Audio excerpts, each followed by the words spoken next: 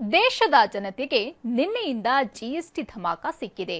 GST ದರ ಇಳಿಕೆ ಆಗ್ತಿದ್ದಂತೆ ನೂರಾರು ವಸ್ತುಗಳ ಬೆಲೆ ಇಳಿಕೆಯಾಗಿದೆ. ವಿಷಯ ಅಂದ್ರೆ ಜಿಎಸ್ಟಿ ಜಾರಿ ಬಳಿಕ ಈಗ ಹೊಸದೊಂದು ಗೊಂದಲ ಶುರುವಾಗಿದೆ.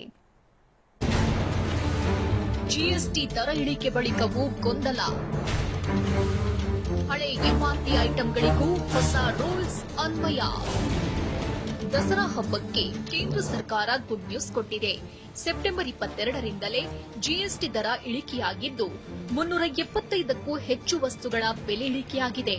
ವಿಷಯ ಅಂದ್ರೆ ಶಾಂಪೂ, ಸೋಪು, ಟೂತ್ ಬ್ರಷ್ ಸೇರಿದಂತೆ ದಿನಬಳಕೆ ವಸ್ತುಗಳ ಮೇಲೆ ಹಳೆ ಜಿಎಸ್ಟಿ ಪ್ರಕಾರವೇ ಎಂಆರ್ಪಿ ಇದೆ.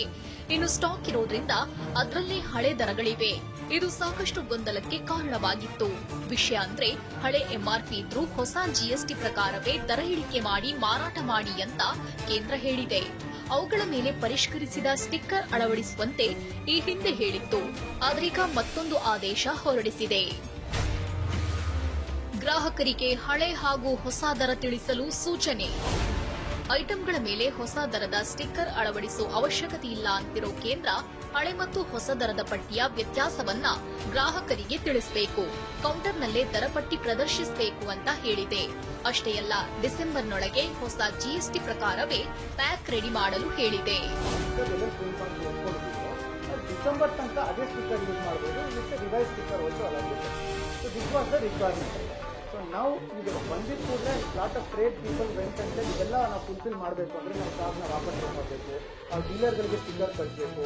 ಅವ್ರು ಕರೆಕ್ಟಾಗಿ ಪ್ರಿಂಟ್ ಮಾಡ್ತಾರೋ ಮಾಡಲ್ವೋ, ನ್ಯೂಸ್ ಪೇಪರಲ್ಲಿ ಪ್ರಿಂಟ್ ಅಡ್ವರ್ಟೈಸ್ಮೆಂಟ್ ಕೊಡಬೇಕಂದ್ರೆ ಕಾಸ್ಟ್ ಇನ್ಕ್ರೀಸ್ ಆಗುತ್ತೆ, ಲಾಜಿಸ್ಟಿಕ್ಸ್ ಪ್ರಾಬ್ಲಮ್ ಆಗುತ್ತೆ ಅಂತ ಹೇಳ್ಬಿಟ್ಟು ರಿಕ್ವೆಸ್ಟ್ ಮಾಡೋದು ಗೌರ್ಮೆಂಟ್ಗೆ. ಸ್ಟಿಕ್ಕರ್ಗಳು ಸ್ಟಾಕಲ್ಲಿರೋದನ್ನ ಡಿಸೆಂಬರ್ ತನಕ ಯೂಸ್ ಮಾಡಬೇಕು ಅಂತ ಹೇಳಿರೋದು 31 ಮಾರ್ಚ್ 2026 ವರೆಗೂ ಯೂಸ್ ಮಾಡಬೇಕು ಅಂತ ಫರ್ದರ್ ಇಲ್ಲ.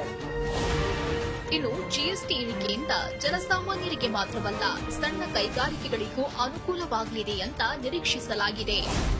ವಿನಯ್ ಕುಮಾರ್ ಕಾಶಪ್ಪನವರ್, ಟಿವಿ9 ಬೆಂಗಳೂರು.